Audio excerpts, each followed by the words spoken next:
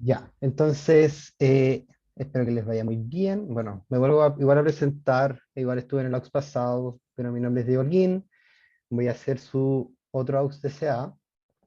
Eh, Dato Freak, Lucho también fue mi AUX cuando yo di A, así que estoy siguiendo los pasos de mi maestro. Lo que vamos a ver en este AUX son principalmente campos y operadores diferenciales.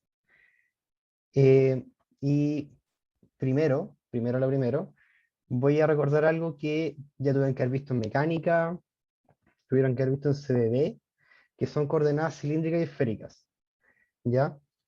No voy a hacer todo el dibujito que incluyen las coordenadas cilíndricas, las coordenadas esféricas, pero es muy útil muchas veces trabajar en problemas que en principio están en coordenadas cartesianas y moverlos a coordenadas como la cilíndrica, la esférica, ¿ya?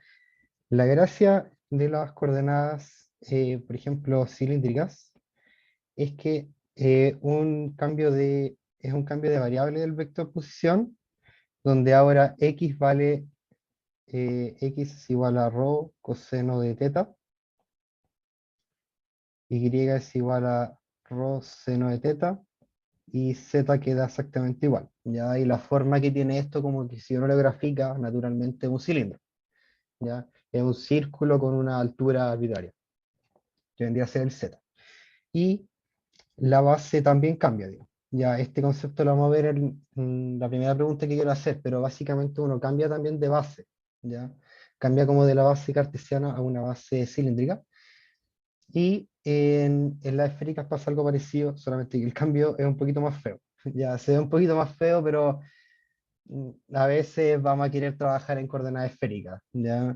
Y es súper natural a veces trabajar en coordenadas esféricas y nada que hacerle, ¿ya?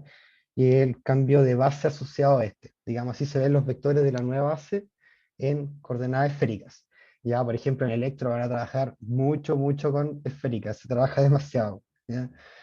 Y puede ser un poco asqueroso a veces, porque es mucha matraca la asociada a las coordenadas esféricas, pero vamos a ver en este curso que va a ser muy útil trabajar con estas coordenadas.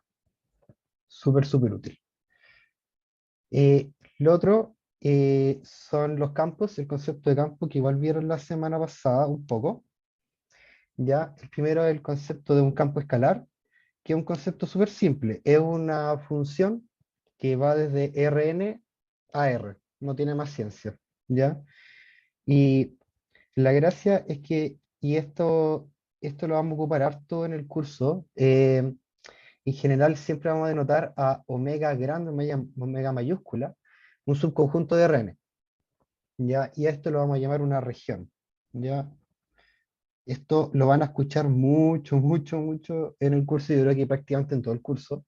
Siempre en vez de tomar Rn completo, vamos a tomar una región, vamos a tomar un subconjunto. Ya, por ahora este subconjunto no cumple nada, ¿ya? Después cuando vayamos avanzando vamos a ver que esta región tiene que cumplir algunas cosas, ¿ya? Por ejemplo, que sea un conjunto abierto. Ya hay cosas topológicas que, aunque las nombremos, no se van a estudiar. ¿Ya? O sea, no tienen por qué recordar topología ni nada de eso. Solamente cachar que es un conjunto abierto, etcétera. ¿Ya?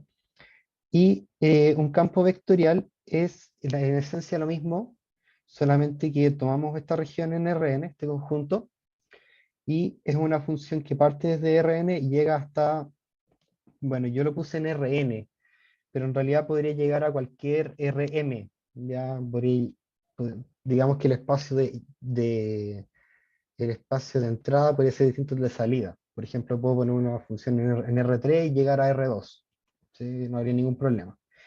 Ya, pero en general siempre vamos a estar trabajando en R2 o en R3. ¿Ya?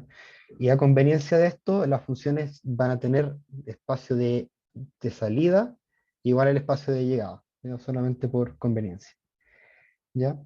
Y bueno, aquí una cosa que es muy matemática, yo creo que no es tan simpática, pero todo campo vectorial se puede ver como campos escalares sobre una base, es decir, campos escalares ponderados por vectores. ¿Ya? Por ejemplo, si yo tengo un campo vectorial que es f, x, z, igual a esto que están coordenadas cartesianas, yo voy a preferir escribir esto muchas veces como F1 en Itongo, más F2 en J-tongo, más F3 en K-tongo. ¿Ya? Y F1, F2 y F3 son las coordenadas del campo vectorial y son campos escalares, ¿ya? Porque son números. Llegan desde, por ejemplo, R3 y son un número, llegan a R. ¿Ya? Eso con los campos. ¿Ya? Eh, y ahora vamos a ver lo que son los operadores, ya los famosos operadores diferenciales, que creo que llegaron hasta Laplaciano en clase, ¿o no? Creo que el profe les nombró Laplaciano y con eso terminó como que terminó la clase, ¿no? Porque Llegó rotor. llegó hasta rotor nomás. Sí. Ah, ya, pucha, ya, no importa. Bacán, pero bueno. Primero vamos a definir el gradiente, ¿ya? Y el gradiente ya lo vieron en CB, es como el que se ve en CB, y se define como las derivadas parciales de el... Sí, es que yo también la clase que vio como Laplaciano, pero lo veo como medio escondido, como que de repente lo mencionó. Eh, ya, pero si no, no es algo muy peludo. Ahora lo vamos a ver. Y bueno, este ya ha sido en CB y cuando yo le pongo un campo escalar es poner cada derivada parcial sobre cada vector de la base. Esto omitámoslo, se me coló de algo que no tenía que ver en Staux, ¿ya? Eh, y también uno puede definir el gradiente de un campo vectorial y es la matriz jacobiana, ya es, digamos, ir derivando cada uno de estos campos escalares correspondientes, ¿ya? Y eso es una matriz, ¿ya? Lo vamos a ocupar también en el AUX. Y el otro operador diferencial, que este ya es nuevo, es la divergencia, y la divergencia funciona para campos vectoriales, ¿ya? Si yo tomo un campo vectorial F, la, la divergencia se va a definir como la suma de las derivadas parciales de cada uno de los campos escalares, pero con respecto a determinadas coordenadas. Por ejemplo, la primera coordenada del campo sería solamente con respecto de X. Se suma a la derivada de la segunda coordenada derivada con respecto de X, digo de Y. Y la tercera sería con respecto de Z, ¿ya? Y la divergencia es un número real, es un escalar, ¿ya? Una de las gracias y memotecnias que vamos a ocupar harto en el curso es que vamos a tender a ocupar Nabla. Ya, a eso voy, Tomás. Cuando vea divergencia y rotor, voy a dar una interpretación geométrica. Ya, eso es muy importante. Acá yo tengo la divergencia puesta en R3, pero la divergencia se puede, digamos, extender para cualquier campo que vaya de Rn a Rn, y la única restricción es que el espacio de llegada tiene que ser igual al de salida, ¿ya? Por eso es que los campos vectoriales siempre los vamos a ocupar de esa forma, ¿ya? Por ejemplo, el campo vectorial tiene que ser, no sé, voy a llegar de R3 a R3, de R5 a R5, de R7 a R7, y la divergencia va a estar bien definida, ¿ya? Eh, pero siempre lo vamos a ocupar digamos, en R3, ¿ya? Y lo que decía del Nabla, ya que es Nabla le vamos a decir a este triangulito para abajo, ¿ya? Es que vamos a tender a escribirlo así, ¿ya? Esto es muy físico, esto lo siento como muy de FI, porque cuando uno, no sé, tiende como a ser más riguroso, esto no tiene tanto sentido, digamos. Ya como escribirlo así no tiene como una rigurosidad tan grande, pero una buena memotecnia, digamos, porque la divergencia se puede ver como el producto punto de Nabla con F, ¿ya? Eso es muy, muy importante, ¿ya? Y por último el rotor, que es el más feo, eh, porque este sí que es una matraca más o menos, tratando de hacerlo. También es para un campo vectorial, y acá el rotor solamente se define para campos vectoriales en R3, ¿ya? Solamente se define para campos vectoriales en R3, no funciona para cualquier R, ¿ya? A efectos de este curso, ¿ya? y se define como esta salchipapa que está acá, ya en vectores. Y si uno vuelve a reescribir Nabla de esta forma, como vieron en clase, es muy común ver el rotor de F como el producto cruz de Nabla con el campo vectorial, que es hacer este determinante de acá. ¿Sí? Y eso. Y bueno, conceptos es que se le va a decir solenoide a cualquier campo de divergencia nula, y se le va a decir irrotacional a un campo que tenga rotor nulo. ¿Sí? Y por último, el laplaciano. El laplaciano es básicamente la segunda derivada, es una forma de derivar dos veces un campo. ¿Ya? Pero en este caso un campo escalar y un campo vectorial. Si definimos el campo para un campo escalar, el laplaciano va a ser la suma de las segundas derivadas. Y si lo definimos para un campo vectorial, el laplaciano va a ser poner en cada vectorcito los laplacianos de cada campo escalar que compone el campo vectorial. ¿Ya? No sé si esto lo vayamos a ocupar tanto, esta definición según yo es media exótica, pero la que vamos a ocupar harto va a ser esta. ¿Ya? Vamos a ocupar harto esta. ¿Alguna duda de materia, de resumen, antes de pasar a la interpretación de rotor y de divergencia que me interesa harto? ¿Duda de materia? ¿No? ¿Todo bien? ¿Se entiende todo más o menos? ¿Fui muy rápido en alguna parte? ¿No? Perfecto. Buena tanza. Buena. Ya. Eh, las gracias que tienen estos operadores diferenciales es que lo que nos muestran es que cuando vamos a dimensiones mayores, hay muchas formas de derivar. ¿Ya? Cuando nosotros estábamos en R, derivar era como medio fome, porque solamente uno puede derivar de una forma en R. En cambio, cuando estamos en R3, en R2, podemos derivar de varias formas. Por ejemplo, una de ellas es el gradiente, ¿ya? Y la gracia de eso es que el gradiente nos da las direcciones de máximo ascenso de la función. Es decir, nosotros diferenciamos para poder ver cómo crece un campo, en este caso. Eso es lo que dice el gradiente.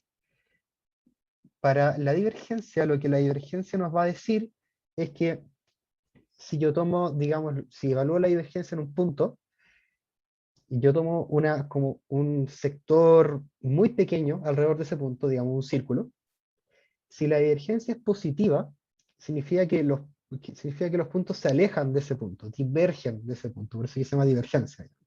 ¿Ya? Entonces yo evalúo en un punto, y si la divergencia es positiva, significa que los puntos tienden a diverger de ese punto. Si es negativa, tienden a converger al punto, ya en cuestión, y si es cero, significa que lo que entra de campo y lo que sale de campo es lo mismo, ¿ya? En un sector. ¿Ya? Entonces, por ejemplo, si yo tomo un cierto campo, ya, y yo evalúo en un punto cualquiera, un campo que tiene divergencia positiva en ese punto va a ser de este estilo, ¿ya? Como que va a salir campo de ese circulito, ¿ya? Y si entra campo, entra más campo del que sale en realidad, significa que la divergencia va a ser negativa. Y cuando es cero significa que todas las cosas que salen y entran son iguales, ¿ya? Eso es la divergencia. Divergencia. ¿Ya? Y el rotor, la gracia del rotor, bueno, el rotor es un vector. Lo que nos va a decir el rotor es la dirección perpendicular en base a la cual el campo se empieza a enrollar sobre sí mismo. ¿Ya? Por ejemplo, si yo tengo un campo definido por un círculo, ¿ya? Por ejemplo, en clase vieron como harto un ejemplo de un disco rígido que gira. El rotor de este disco no es cero, ya el rotor no es cero, porque el campo se enrolla sobre el disco, ¿sí? Y el rotor va en catongo, va hacia arriba, digamos, perpendicular al plano del disco, porque esa es la dirección perpendicular en base a la cual se enrolla este campo, ¿sí? Y por ejemplo, los campos que son a rotor nulo les pasa algo como de este estilo. Como que si yo pongo un punto acá, el punto nunca se va a quedar en el mismo radio todo el rato, ¿ya? Sino que el campo o se va a tender a ir al centro, o va a tender a diverger, ¿sí? Pero nunca se va a quedar en ese radio donde empezó, nunca, nunca, sino que o se va a alejar un poco o se va a acercar un poco. Esa es la gracia de los campos a rotor nulo, ¿ya? Esa es un poco la interpretación, y si se dan cuenta, eh, como que es otra forma de derivar, como que estos operadores nos están diciendo otras cosas más geométricas de los campos. Entonces gradiente me dice como direcciones de ascenso, ya direcciones de ascenso del campo. En este caso la matriz me está diciendo las direcciones de ascenso por cada uno, son los gradientes, digamos. ¿Ya? La divergencia es la cantidad de campo que entra o sale de un determinado volumen. Y el rotor es direcciones en base a las cuales el campo como que se enrolla, como que empieza a hacer círculos sobre sí mismo. ¿Ya? Lo vamos a ver con la ¿Ah? primera pregunta. ¿Sí? Eh, Aquí el rotor es nulo cuando gira constantemente en el mismo radio o cuando va variando. Cuando va variando. Cuando va Ya, variando. súper. Mira, el profe subió el formulario que quería subir. Pero claro, o sea, si vemos que en el campo, como que siempre se empieza a enrollar sobre un solo radio, ese rotor no es nulo. ¿Sí? Ese rotor no es nulo. Por ejemplo, un planeta, que ahí quiero hacer una elipse. Ya, por ejemplo, acá está el Sol, por ejemplo, acá está un planeta. Ya vamos a ver harto en el curso el caso gravitatorio. ¿Ya? Pero, por ejemplo, ya, siempre como que cuando un planeta orbita, ya eso está en un equilibrio, ya, pero no se va a mover de esa elipse, ya. Pero, por ejemplo, si yo pongo el planeta un poquito más cerca de la elipse, lo saco del equilibrio, el planeta como que va a empezar lentamente, ya, a, a caer a esa estrella, digamos, ya. Va a tener un final un poco triste, y F por el planeta, ya, y vamos a ver que el campo gravitacional tiene rotor nulo siempre. No en Stokes, pero lo van a ver probablemente con el profe en alguna cátedra, o probablemente lo vieron en mecánica también. Ya, creo que se ve rotor en mecánica, al menos yo lo vi.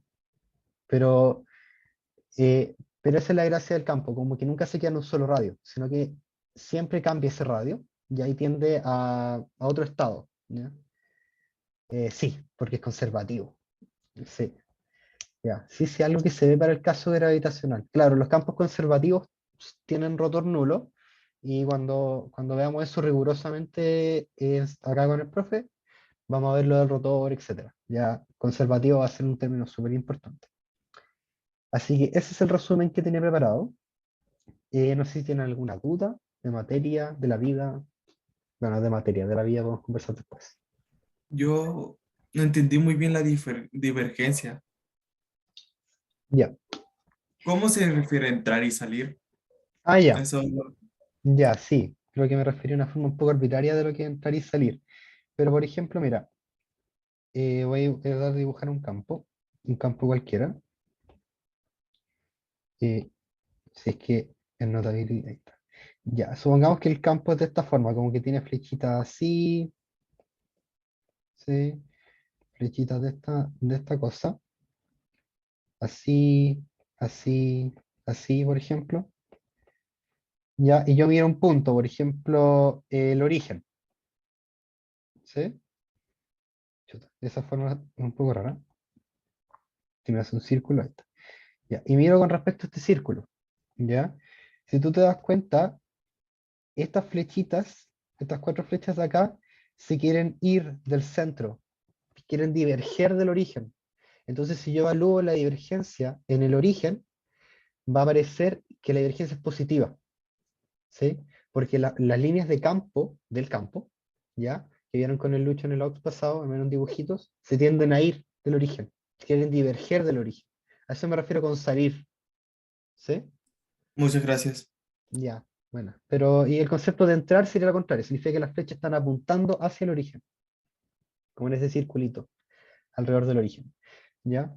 Por ejemplo, un campo que tiene divergencia nula sería algo como esto, ¿ya? Hay dos flechitas entrando, dos flechitas saliendo, entonces lo que entra, lo que sale es lo mismo. Divergencia nula. ¿Sí? ¿Alguna otra duda de materia? Del resumen, algo que no haya quedado claro. Y partimos ya con los ejercicios. Ejercicios. Voy a tomar agua.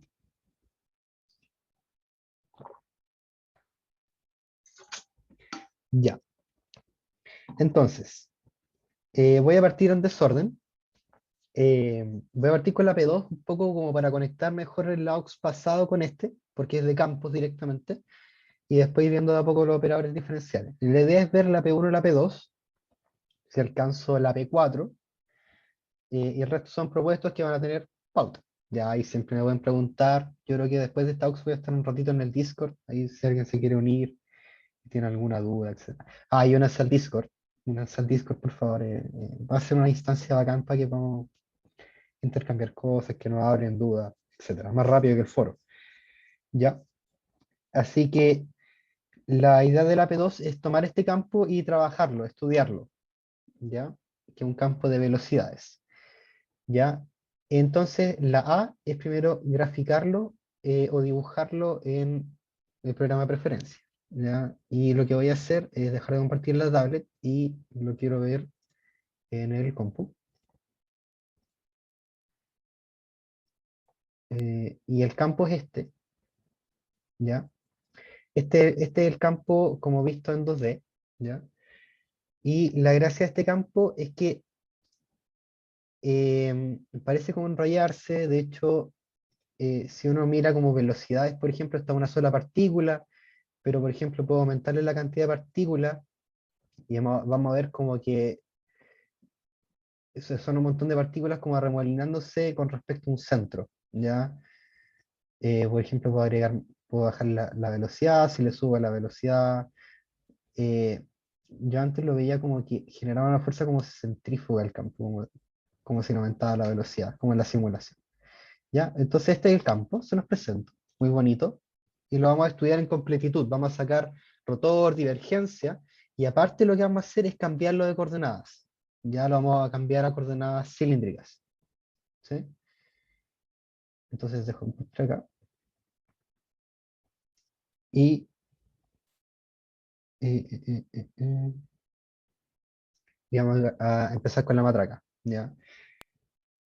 Es un curso de matraca súper intensa, así que les recomiendo que empiecen a preparar su mano hábil. Esta no es tan matraquera, pero las otras dos que vienen sí van a estar medias potentes. ¿Ya? Entonces, calcular la divergencia. Entonces, la divergencia de este campo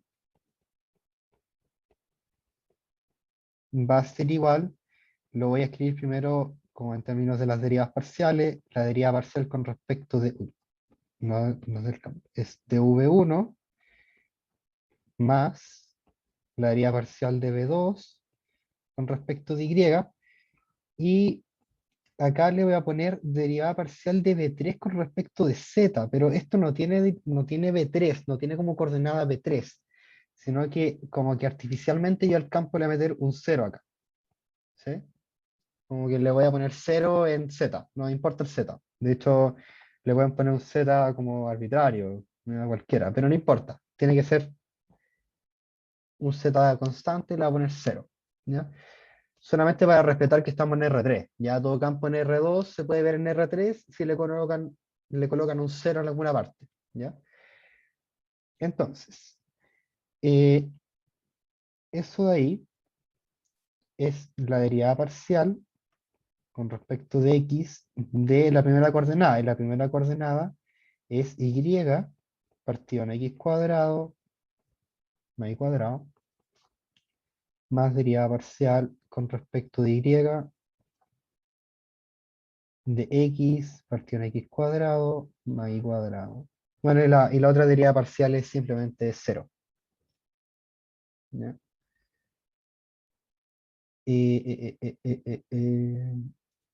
Ya. Y esto es una derivada parcial con respecto de X. ¿Ya? Entonces, Y es una constante a efectos de la derivada parcial. Entonces voy a sacar este menos y y queda esto. Menos por menos, sale una derivada acá abajo, esto al cuadrado, y acá queda un 2x. ¿Alguna duda por qué esa derivada es eso?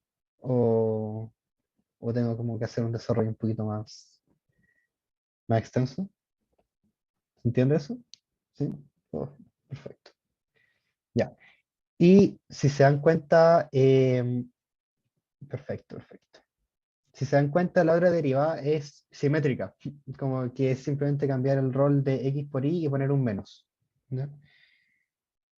Entonces, esto va a ser menos x por 2y,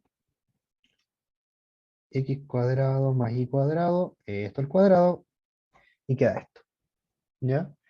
Voy a reordenar un poco, y esto es 2xy partido x cuadrado más y cuadrado, todo eso al cuadrado, menos 2xy x cuadrado más y cuadrado y todo eso al cuadrado, y nos convencemos de que eso vale 0. ¿Sí? Solamente que uno se resta, el otro se suma y vale 0. ¿Ya? Entonces, la gracia de esto es que concluimos que V es solenoide. ¿Sí? Se cacha eso, ¿no? Eso sí es como se calcula, digamos, la divergencia de un campo. ¿Ya? En este caso, da 0. ¿Ya? Perfecto, perfecto. Ya. Ahora, vamos con el rotor. ¿Ya? El rotor yo creo que va a ser una sorpresa. eh, y ya, antes de la sorpresa, el rotor es una lata, pero voy a calcularlo con el determinante para que veamos cuál es la memotecnia detrás del determinante, que es esta, que es calcularlo como un determinante de una matriz, y esto es x cuadrado más y cuadrado, acá va j de i x, acá va en catongo, derivada con respecto de z, y Serapio. Uy, ¿ya? Y hay muchas formas de calcular un determinante en temas como el de memotecnia. Yo he visto un montón de formas, un montón de formas, y el como a mí me acomoda, ¿ya? Y creo que es relativamente eficiente, es la siguiente. Es volver a poner las primeras dos filas acá, x cuadrado más y cuadrado, j derivada parcial con respecto de x cuadrado más y cuadrado, y uno traza flechas, ¿ya? Todas las flechas hacia abajo que pueda, ¿ya? Y todas estas flechas hacia abajo van a ser sumas, van a ser términos positivos, ¿ya? Y después, bueno, las voy a poner con otro color, y o sea, las flechas hacia arriba, todas las flechas hacia arriba que uno pueda, eh, uh, van a ser términos negativos, ¿ya? Eh, hay muchas formas, como les digo, si ustedes tienen una forma como regalona de calcular un determinante, calcúlenlo de esa forma.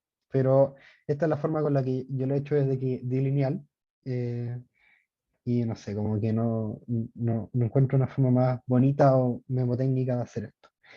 Entonces, esta flecha acá es un cero, porque acá hay un cero, ¿sí?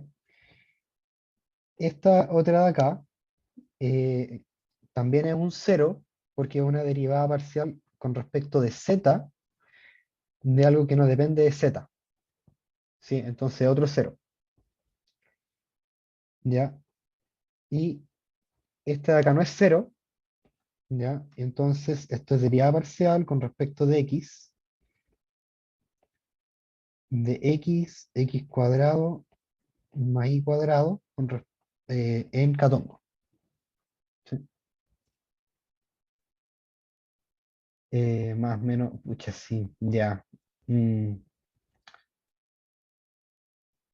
es que si ustedes lo acomodan más de esa forma, háganlo como de esa forma. Ya sí, sí lo voy a hacer y es como por si a alguien le servía. Sí, no, sí, lo hago rápido. Y bueno, las flechas para arriba son, esta flecha para arriba sobrevive porque no es cero, pero es negativa, y esto es eh, menos menos y,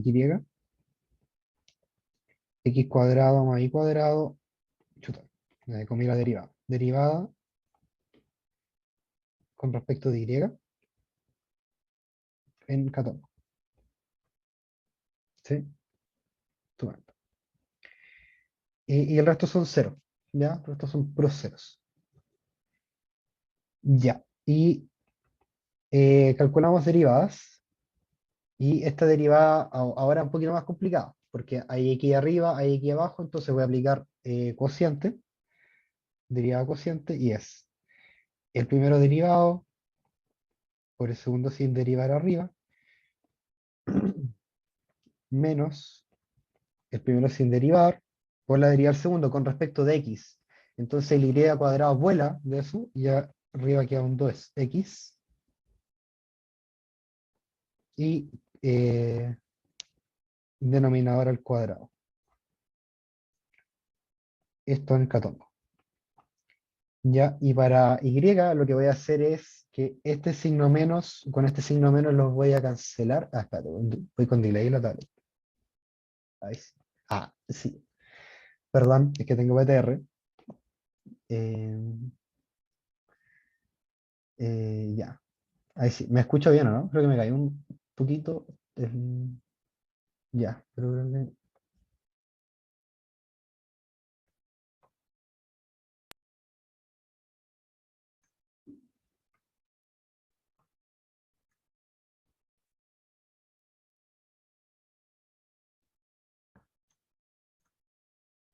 espérate. No me escucho. ¿Me escucho, no?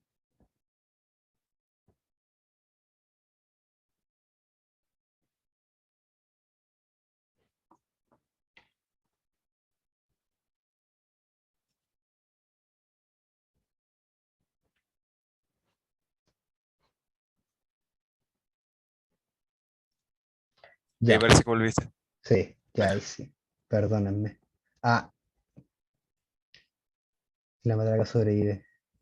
Sí, en la tablet como que va se queda bien y bueno, cosas que pasan, cosas del Zoom. Perdón, es que tengo BTR. La matraca SA es para toda la vida. Y bueno, matraca bonita. Me gusta mucho SA por eso. De esos cursos que uno hace matracas y no son feas. Ya, esta deriva rápido, porque si no voy a terminar como en 2 semanas más con esta pregunta. Ya, derivada es más o menos lo mismo, solamente que con Y. Ya, menos 2y por Y. Ya, y cociente cuadrado. Cociente al cuadrado. Ya, y acá pasa algo bacán. ¿Por qué? Voy a juntar todo en K. Voy a acá juntar algo así. Ya, y esto es x cuadrado más y cuadrado más x cuadrado más y cuadrado menos 2x cuadrado menos 2y cuadrado x cuadrado más y cuadrado todo eso al cuadrado según cada tongo. ¿Sí? Y veamos que estos x cuadrado se van con este 2x cuadrado y estos y cuadrados se van con este 2y cuadrado. Y esto queda el vector 0. ¿Sí? Ahí puse el acelerador. Pero se cachó eso, ¿no? La gracia es que el rotor es 0 y esa era como la sorpresa de este campo. Eh, la, la sorpresa era porque cuando nosotros lo graficamos, el campo sí giraba, ¿ya? Sí giraba. Pero la única gracia del campo es que aunque el campo gira, no se enrolla. El campo hace algo de este estilo, ¿ya? Si yo observo con respecto a un radio arbitrario, ¿sí? El campo siempre hacía esto cuando lo graficamos.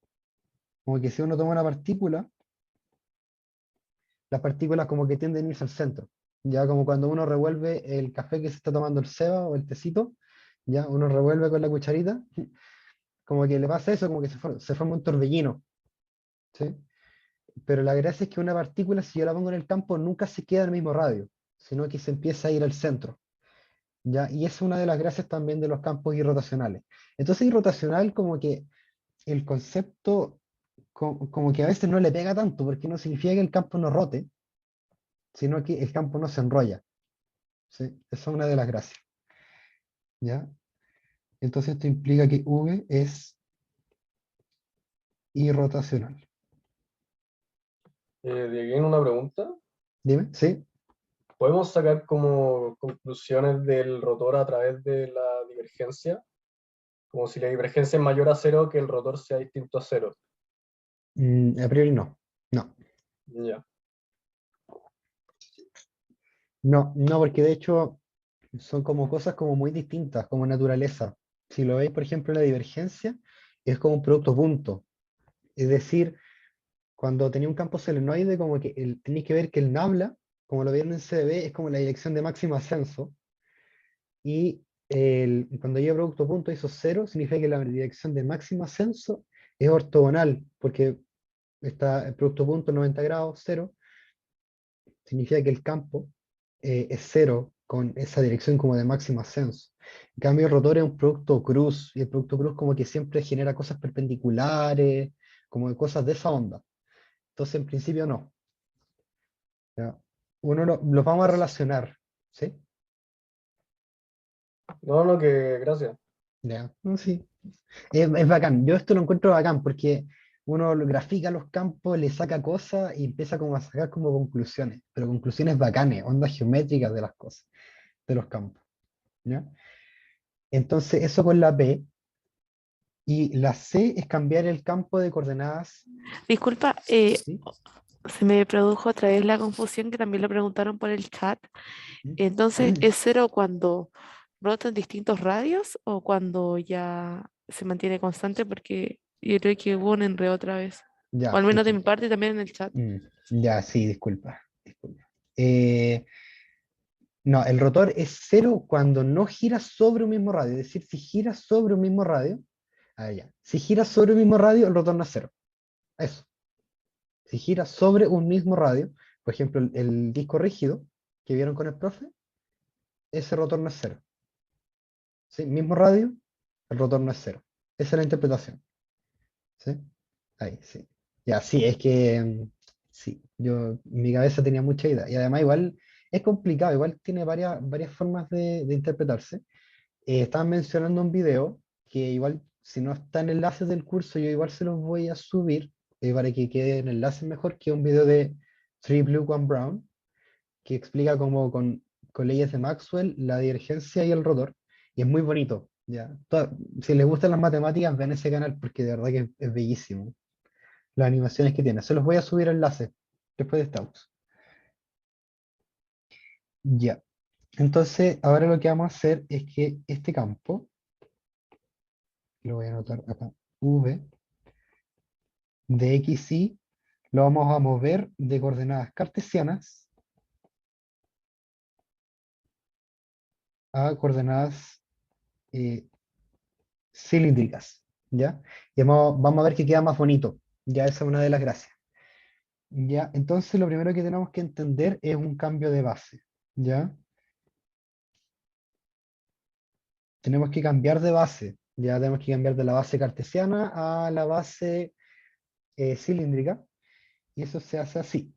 Si yo digo que R tongo o rotongo, ya de las coordenadas cilíndricas, es coseno de teta en I tongo más seno de teta en J tongo, teta tongo es igual a menos seno de teta en I tongo más coseno de teta en J tongo, y el K se mantiene igualito. ¿Sí? Así es como se cambia de coordenadas, o sea, se pueden ver los vectores de las coordenadas cilíndricas. Ya eso creo que lo vieron en mecánica igual, o probablemente no tan así, pero esos son, y después igual las cátedras que vienen, y en el AUX con el Lucho deberían verlo, cómo se puede deducir esto, pero por ahora, ya, bueno, bueno. Entonces esto lo voy a anotar como una matriz, ¿ya? Esto lo voy a anotar como una matriz así. Coseno de teta, seno de teta, 0, menos seno de teta, coseno de teta, 0, y acá 0, 0, 1, ¿ya? Y para conseguir como las ecuaciones al revés, es decir, conseguir IJK en función de R tongo y teta tongo, lo que tengo que hacer es invertir esta matriz, que esta matriz se llama la matriz de cambio de base, ¿ya? Flashback de lineal, ¿sí? Matriz de cambio de base. Pero uno puede decir, uy, tengo que invertir esta matriz y la lata, porque invertir una matriz de 2 por 2 es súper fácil, invertir una matriz de 3 por 3 ya no es tan fácil, ¿ya? Pero la gracia, es que les voy a dar un trucazo que no sé si lo habrán visto en lineal, pero si las filas de una matriz son ortogonales, ortogonal es que si hago producto punto me da 0, implica que la transpuesta de la matriz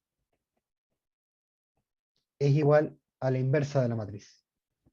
Este teorema es muy bonito, ¿ya? Eh, entonces lo que nosotros vamos a hacer es demostrar que las filas son ortogonales entre sí, y entonces vamos a decir que la inversa de la matriz es simplemente la respuesta, y eso es muy fácil de hacer, ¿ya? Acuérdense que la respuesta es como dar vuelta a la matriz. Ahora lo voy a hacer, pero digamos que es una forma como no éramos filas. Sí, sí y no. Claro, esta versión que puse sí. Voy a ponerle ortonormales. Muchas gracias. Muchas gracias, Tocayo. Ortonormales. Ya, porque si no, si son ortogonales también vale, pero queda un determinante dando vuelta. ¿Ya? Pero claro, siempre vamos a estar trabajando de hecho con matrices que son ortonormales. Entonces, como que esto siempre lo van a poder aplicar cuando queramos hacer cambios de coordenadas, ¿ya? Por eso es que no lo estoy haciendo como para apurar el ejercicio, sino que esto es matraca eficiente, ¿ya? Esto es matraca eficiente porque van a querer invertir una matriz de 3 por 3 siempre para cambiar de un sistema de coordenadas a otro, y no van a hacer todo el deseo de poner al lado de la identidad, no. Aquí transponen nomás, se aseguran de que la matriz es ortonormal y transponen, y eso es muy fácil, ¿ya? Entonces, si se fijan, las filas de esta matriz son los vectores R, teta y K. Entonces me voy a asegurar de que R, teta y K son ortonormales, ¿ya? Y después simplemente transpongo. Entonces, R tongo, producto punto con teta tongo, es igual a menos coseno de teta, seno de teta, más seno de teta, coseno de teta. Y eso es 0, ¿ya? Ahora si hago eh, R tongo con K tongo, ¿ya? Si se dan cuenta, esto es lo mismo que hacer el producto punto entre esto y esto. Y eso es 0 porque es 0 por 0, o sea, 0 por coseno, 0 por seno y 1 por 0, ¿ya? Y esto es 0, ¿ya? Y teta tongo con K tongo es análogo, ¿ya? También es multiplicar puros ceros, ¿ya? Entonces, implica que las filas, en primer lugar, las filas son ortogonales, ¿ya? Y ahora vamos a asegurarnos que tienen norma 1, ortogonales. ¿Ya? La norma de R es igual a raíz de coseno cuadrado de teta más seno cuadrado de teta, ¿ya? Raíz, y eso es 1. La norma de teta tongo es lo mismo, es la misma historia. 1. Y la norma de K es raíz, o sea, es raíz de 1 cuadrado. Esto también es 1. ¿Ya? Y entonces pasa que esta matriz tiene filas ortonormales, y entonces podemos decir que la inversa es igual a otra respuesta. ¿Ya? Y eh, eso hace que la vida sea más fácil. ¿Ya? Entonces, matriz de cambio de base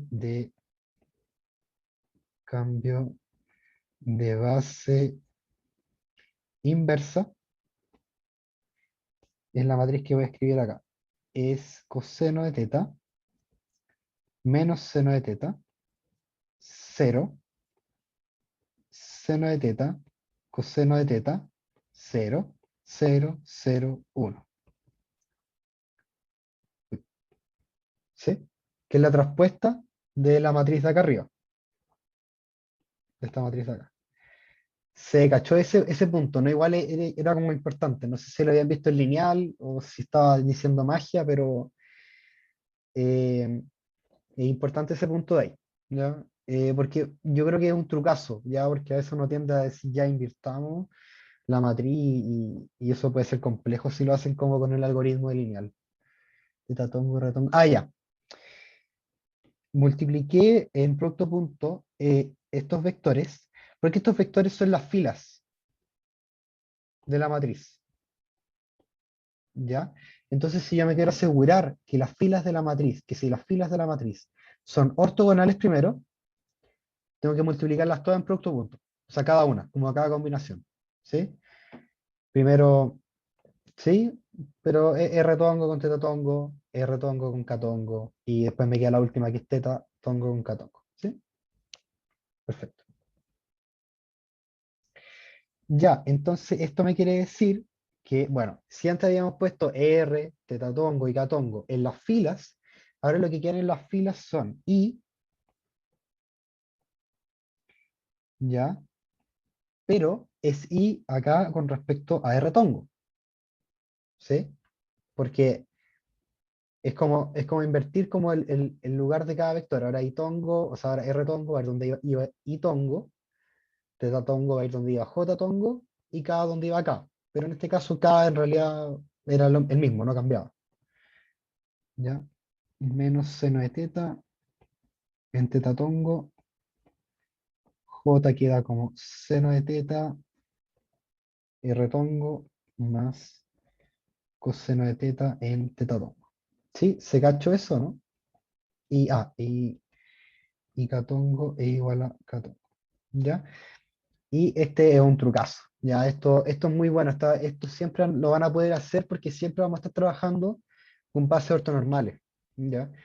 Ahora, si no sé, si en un control, ejercicio, etcétera, les ponen otro sistema de coordenadas, igual tienen que comprobar que son una base ortonormal, ¿ya? Y pueden volver a ocupar el teorema y pueden cambiar, como que simplemente pueden invertir transponiendo la matriz, ¿ya?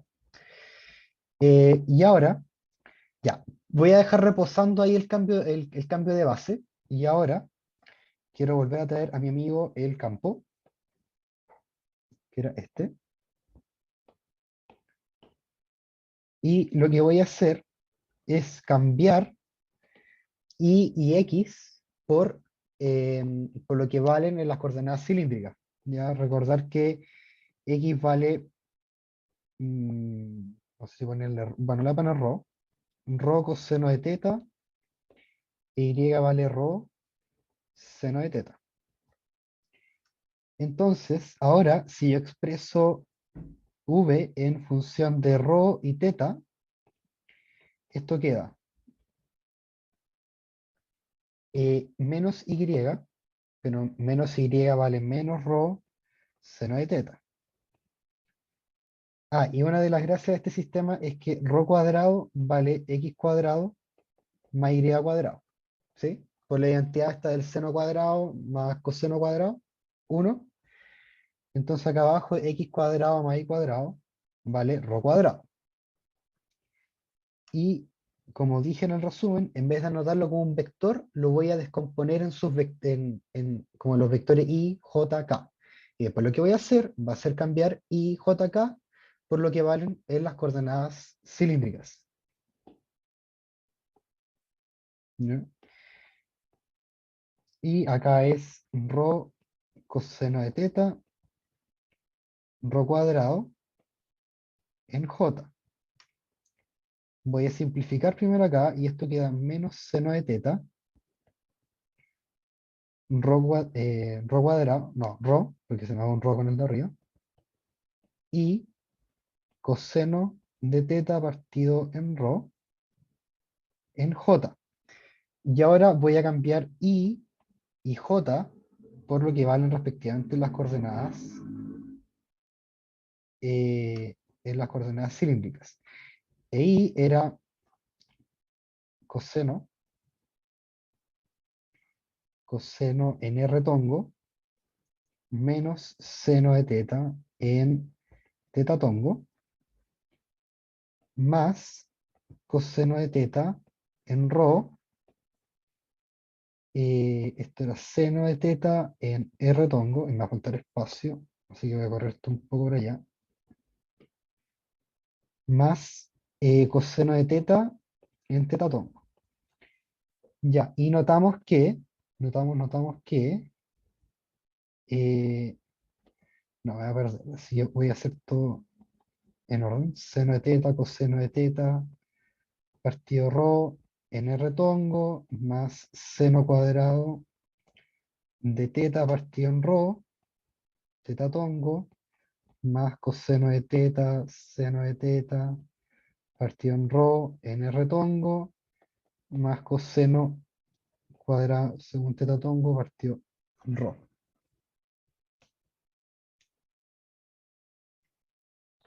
Ya, entonces voy a poner un poco la máquina acá, y esto es, bueno, se me van, se me va esto con, hay un menos por acá, así, esto acá tenía un menos. Y se me va este con este, y simplemente esto queda 1 partido en rho en teta tongo. ¿Ya? Esto es lo que queda, el campo escrito en coordenadas cilíndricas. ¿Ya? Y esta es una de las gracias como de cambiar de coordenadas, porque quedan mucho más bonitos los campos. Ya el campo no era tan bonito en coordenadas cartesianas, no es que fuera horrible, pero queda en una expresión súper, súper sencilla.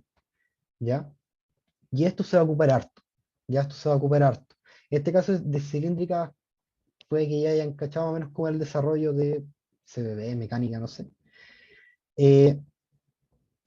Pero durante el curso vamos a tratar de, como de entrar en coordenadas un poquito más raras, ¿ya? Entonces cambiar de base va a ser más simpático porque en otras coordenadas el rotor, la divergencia van a tener formas más bonitas cuando los campos se ven más bonitos en esas coordenadas, ¿ya?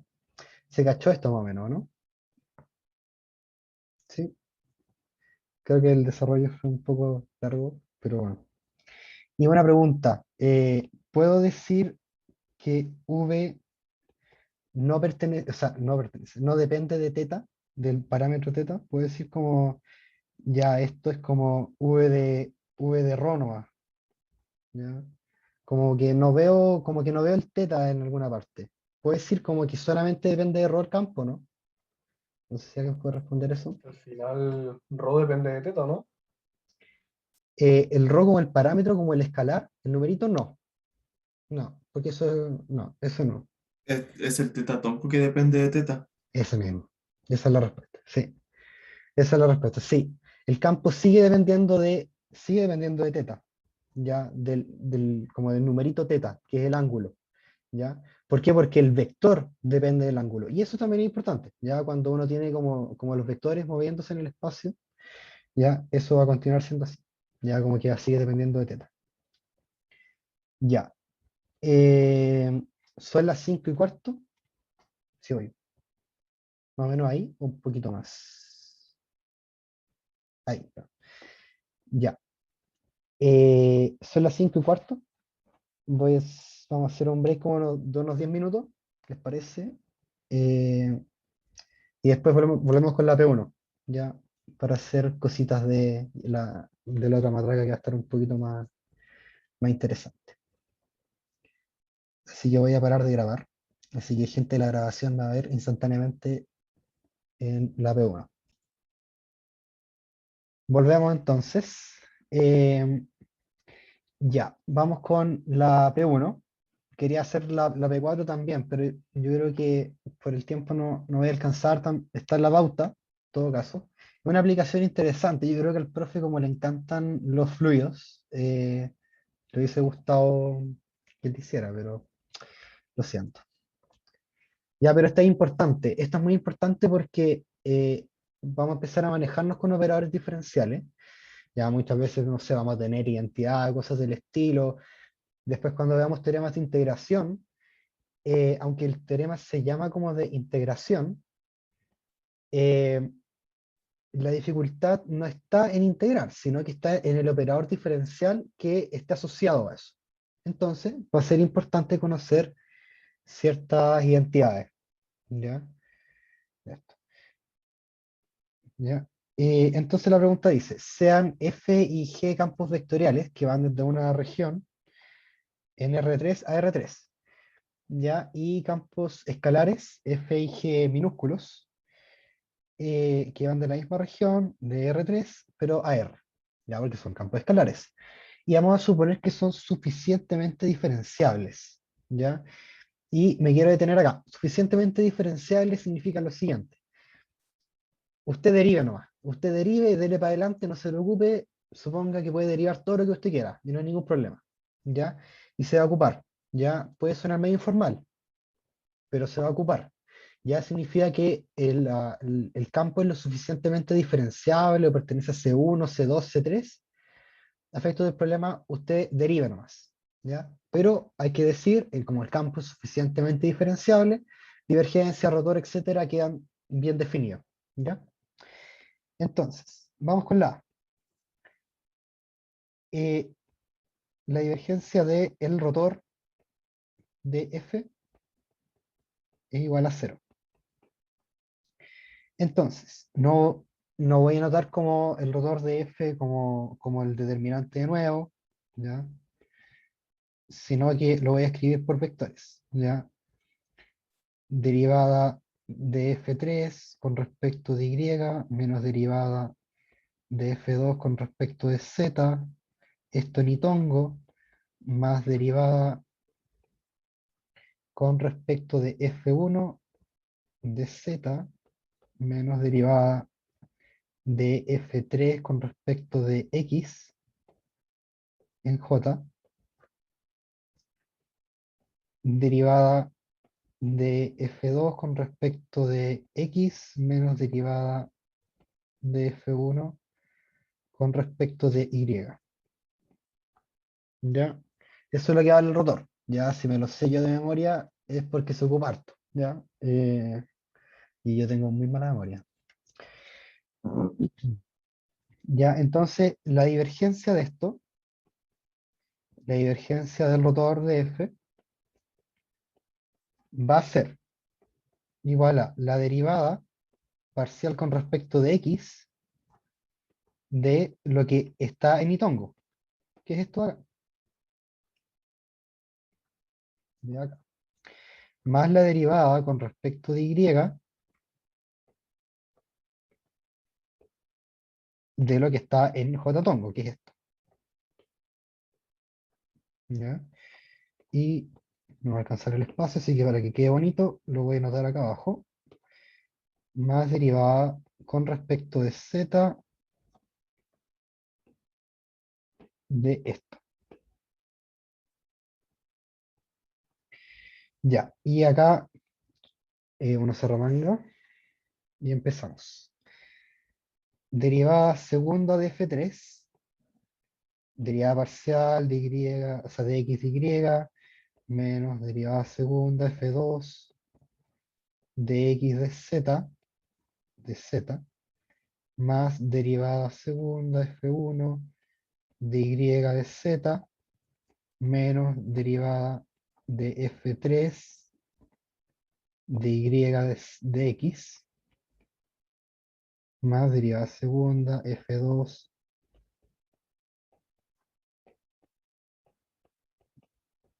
F1 de Z de Y. ¿Ya? ¿Sí? Diego, disculpa, una ¿Sí? pregunta. ¿Por qué le pusiste J a esa última? Está el rotor y J es J. Después pusiste no es K o algo así. Sí, buena, disculpa. Sí, Ya, sí, bueno, sí, bueno. sí, disculpen. Es K, perdón. Dale, gracias. Buena, buena. Gracias ahí por avisarme. Yo estaba en modo traca y no me di cuenta. Ya, y ahora, si nos damos cuenta, si miramos, por ejemplo, esta derivada, tenemos esta acá, pero con los diferenciales dado vuelta, y claro, teorema de Schwarz, ¿ya? ¿Ya? Y acá el argumento, es importante que pongan siempre el argumento, ¿ya? Tienen que decir cómo f suficientemente diferenciable, ya, porque si no ponen esto, va a venir el ayudante en el control y les va a decir, le va a poner en rojito, le va a decir, y esto, o sea, y el argumento le van a bajar, no sé, -0,1, ¿ya? O -0,2, o cosas del estilo, ¿ya? Entonces tienen que argumentar siempre, ¿ya? Siempre tienen que argumentar suficientemente diferenciable. eh, Se cumple teorema de Schwarz, Schwarz, sí la T, ¿ya? Y entonces lo voy a anotar con colores. Ya, esa derivada en amarillo se va con la derivada en amarillo. Esta de acá se va con esta. ¿Ya? Y esta otra de acá se va con esta de acá. ¿Ya? Y esto igual a 0. ¿Sí? T queda al 0. ¿Sí?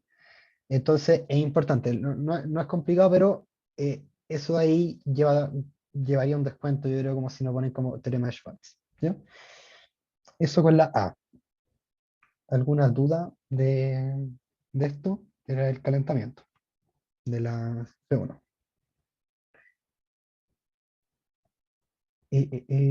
Ya, la B es demostrar que el rotor de F, ya, es que el rotor de F escalar por F vectorial es, uy, no se dio eso, de F escalar, F vectorial, es igual a esa cosa de ahí, que si se dan cuenta, eso de ahí es una derivada de producto, ¿ya?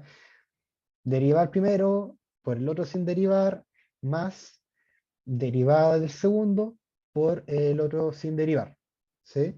Solamente que ahora derivar se puede derivar de varias formas. Ya en este caso estamos derivando como en rotor, digamos, como esa es la forma en que estamos escogiendo derivar, y entonces tenemos que ser consecuentes con eso.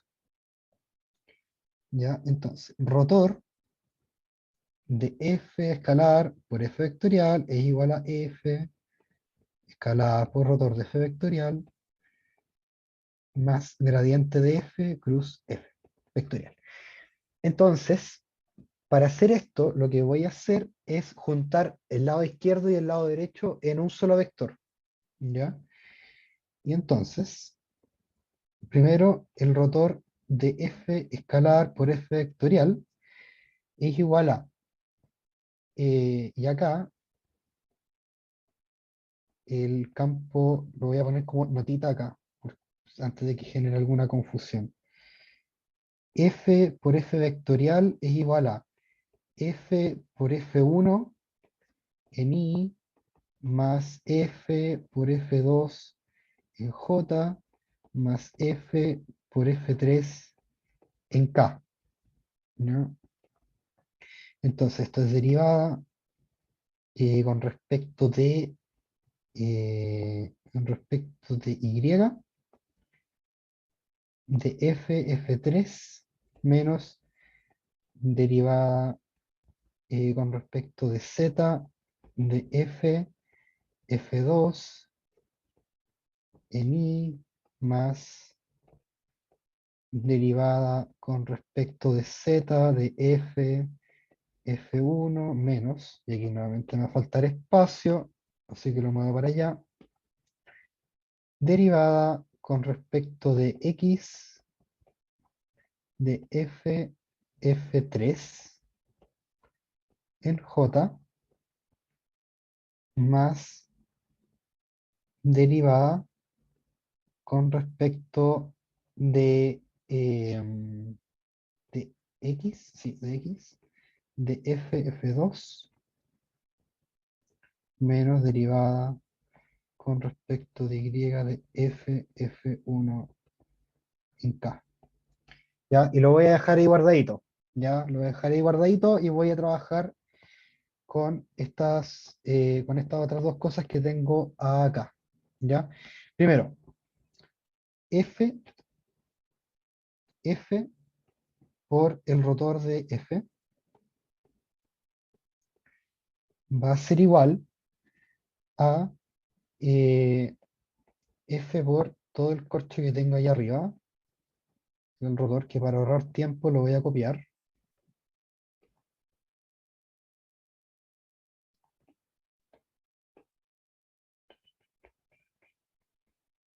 Ahí. Pero el término que me interesa, que es como el término más nuevo, ¿ya? Es gradiente de f cruz f vectorial. ¿Ya? Y esto lo voy como a volver a calcular con el determinante, porque es como la forma de calcular el producto cruz. Y esto de acá es derivada parcial de f, derivada parcial con respecto de x, f1, j, derivada parcial de f, con respecto de y, f2, k, derivada parcial de f, derivada parcial con respecto de z, f3.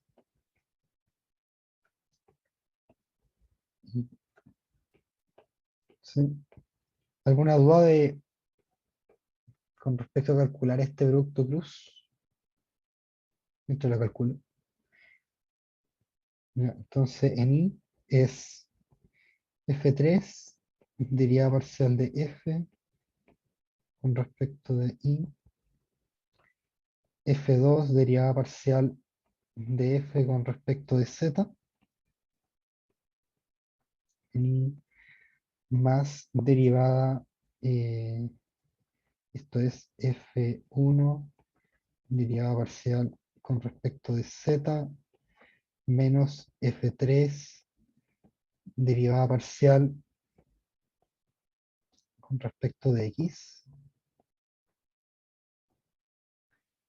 más, me falta el término en catongo, que es f2, derivada parcial de f con respecto de x, f1, derivada parcial de f con respecto de y, eso en catongo. ¿Sí?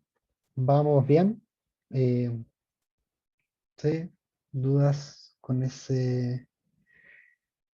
Era una J. Ya, ahora cambié la K por la J por la K.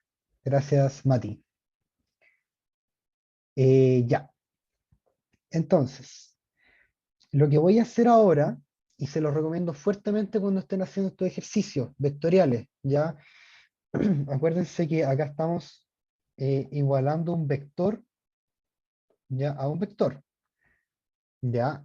Entonces, tenemos que asegurarnos de que las coordenadas sean iguales, de que lo que está en I sea igual con lo que está en I, lo que está en J sea igual con lo que está en J, y lo que está en K sea igual con lo que está en K, ¿ya? Entonces, voy a decir F, rotor de F, más gradiente de F, cruz F vectorial, es igual, es igual a, pero acá voy a poner lo que está en i. Ya voy a dejar de poner los vectores, voy a poner solamente en i le corresponde esto. ¿Ya? Y entonces esto es f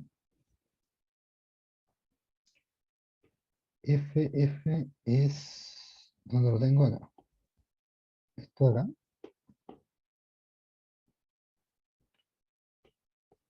Eh, Borro eso. Eso. Y acá la f3, derivada parcial de f con respecto de y, menos f2, derivada parcial de f con respecto de z. ¿Ya? Y esto es igual, y lo voy a reordenar de esta forma. f3 de y más f3 de f a de y menos f derivada parcial de f2 con respecto de z menos f2. ¿Ya? Y si se dan cuenta, esto de acá es la derivada parcial con respecto de y de f por f3. Y acá pasa algo parecido. Esto es derivada parcial de f2 con respecto de z. ¿Ya? Y solamente como para mostrar lo que está pasando, eh, cuando yo saqué rotor de f por f vectorial, lo que me dio en i fue esto. ¿Ya? Derivada parcial de en y de f3 menos bla, bla, bla. ¿Ya? Y en las otras coordenadas va a pasar algo parecido. Van a empezar a aparecer las derivadas de los productos y las voy a juntar. Se puede también hacer como partiendo desde rotor de f escalar, f vectorial, y ir deshaciendo las derivadas de producto. ¿Ya? Ahí es como ustedes prefieran en realidad. Ya en un control probablemente no se le ocurriría tanto que son las derivas de producto. Ahí tienen que ver ustedes cómo son más eficientes con la matraca. Pero lo que sí o sí les recomiendo es que como tienen que igualar vectores, tienen que igualar coordenada a coordenada, es decir, vector por vector. I con I, J con J y K con K. ¿Ya? En J, voy a poner una K, tengo un problema con las K y con las J. Esto es eh, F derivada, y no quiero subir tanto como a cada rato, pero estoy obligado. F derivada de F1 con respecto de X, que no sé por qué uso un F ahí, menos, tengo un poco desordenado esto, ¿no? F1 con respecto a Z menos F, derivada parcial de F3 con respecto de, espérense, pensé que tengo un poco desordenado esto, lo voy a copiar mejor, al tiro. Sí, porque si no vamos a terminar mañana.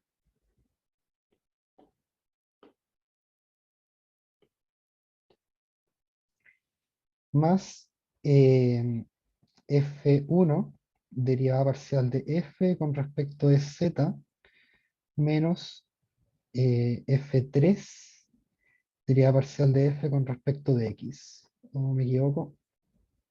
No, eso mismo. Ya. Y acá va a pasar algo parecido, lo pueden comprobar después, pero, o bueno, creo que igual se ve, pero esto.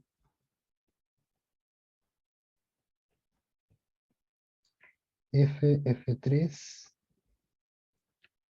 ¿sí? Tengo las derivadas de producto, ¿ya? Y voy a terminar acá con el K, ya, voy a terminar acá con el K, lo que me dio en K va a ser, esto me dio para 1 Y para el otro me dio, esto era derivada parcial de f2 con respecto de x, menos derivada parcial de f1 con respecto de y.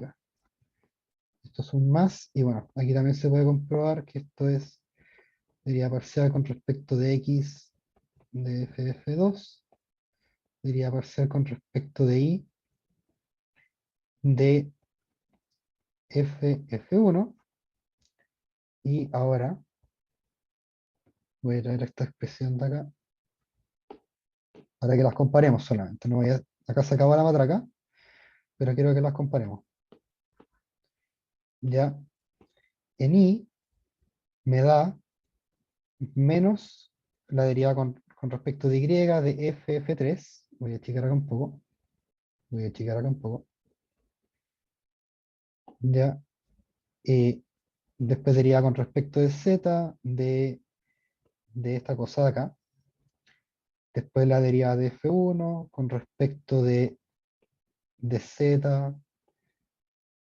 Ya, digamos que las coordenadas I, J, K coinciden. ¿Ya? Entonces, digamos que todas las cosas en I, J, K coinciden para ambos vectores. Entonces, acá uno concluye. Y como rotor de f vectorial igual a f, rotor de f vectorial más gradiente de f cruz f vectorial, y no voy a poner igual, voy a poner coma, coinciden en IJK, concluimos que son iguales, iguales. ¿Ya? Creo que me quedé un poco desordenado esta última parte. Creo que se me fue un poco la espalda el orden, pero yo creo que el mayor mensaje que les puedo como dar, mi consejo, es que estas matracas de vectores son grandes, ¿ya? Y no les va a tocar poco, digamos. Entonces, tienen que ser como eficientes con la matraca. Yo creo que una de las cosas que hace que sea más eficiente es juntar todo en un vector en el lado izquierdo, juntar todo en un vector en el lado derecho, y después decir ya, vector por vector, y vamos igualando. ¿Ya? Pero sí, creo que apreté un poco el acelerador esta parte porque estaba un poco en contra del tiempo. De hecho, me pasé 2 minutos, más o menos. Pero miren, no se preocupen, no se preocupen porque yo encuentro que en los auxiliares vamos a ver formas más eficientes de hacer matraca.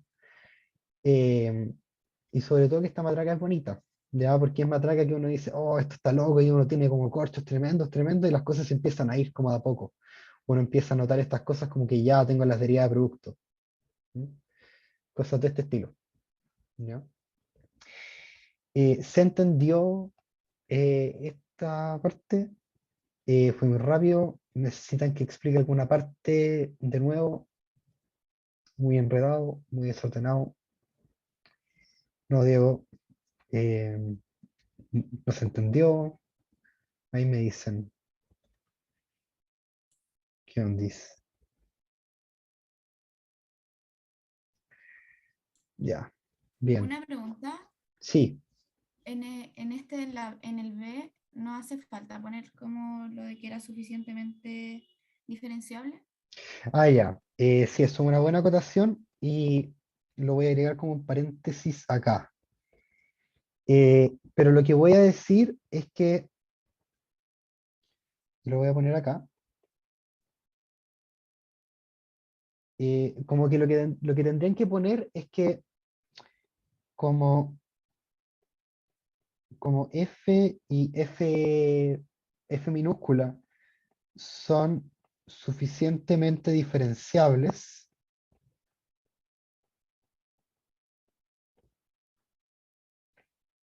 eh, todo lo siguiente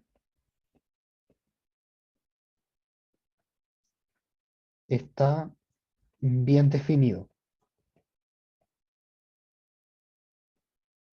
¿Ya? Y acá ponen rotor de f vectorial y gradiente. Bueno, no era mucho, pero como que ese es el argumento, digamos. Como no tenemos una expresión para f, como para las f's y para las g's, tenemos que argumentar que, claro, que su rotor y su gradiente van a estar bien definidos.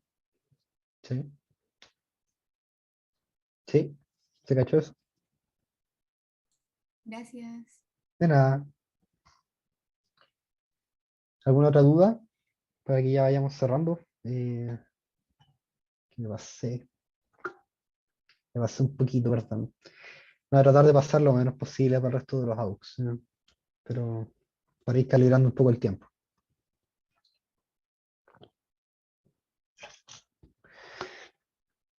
Sí, que igual en CA como que es fácil como que uno se vaya con los tiempos, ¿no? Como que las matracas son un poco grandes. Chao Tomás, el otro Tomás, que les vaya muy bien. Ya, voy a dejar de grabar, así que chao gente de la grabación.